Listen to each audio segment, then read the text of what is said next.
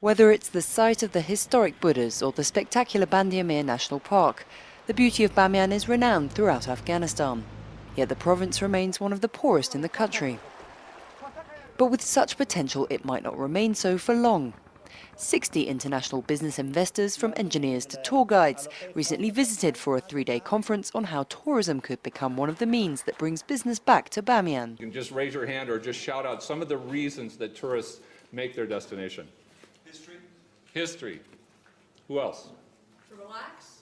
To relax. Afghanistan is adventure, tourism, and also it's just such a beautiful place. It's just a goldmine for tourists, I feel, to come up here. Tourism can be the backbone for sustainable development in Bamiyan.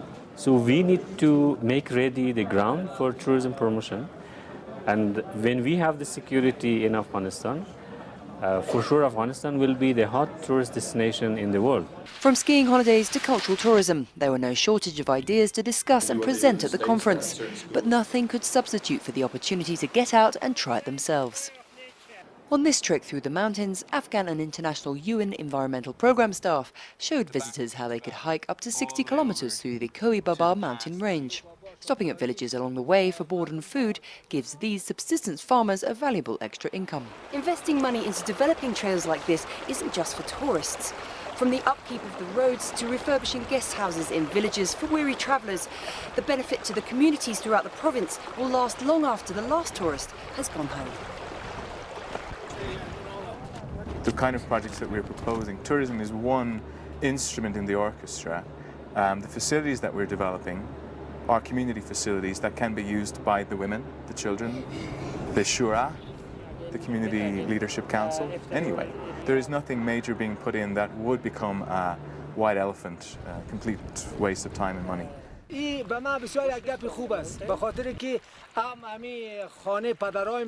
ترمیم میشه و هم میخوایم که برای بشریت برای انسانها یک خدمت شود.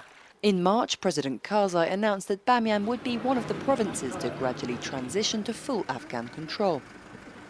Long regarded as one of the safest provinces in Afghanistan, instability in surrounding provinces still causes problems for those travelling in, as the roads are unsafe and the lone gravel airfield unfit for large commercial flights. Yeah, obviously the main challenge of tourism is the security at the moment.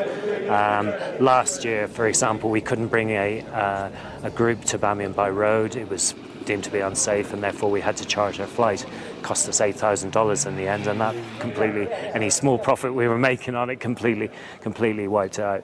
Heavy investment is already being put into developing the airport, and the governor of Bamiyan believes the province is already secure enough for local and international tourists to come and visit.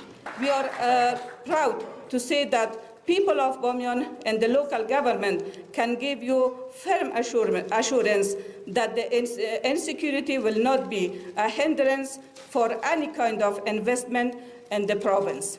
An ambitious vision for Bamiyan perhaps, but one that can bring valuable development to the community, even if the tourist model doesn't take off.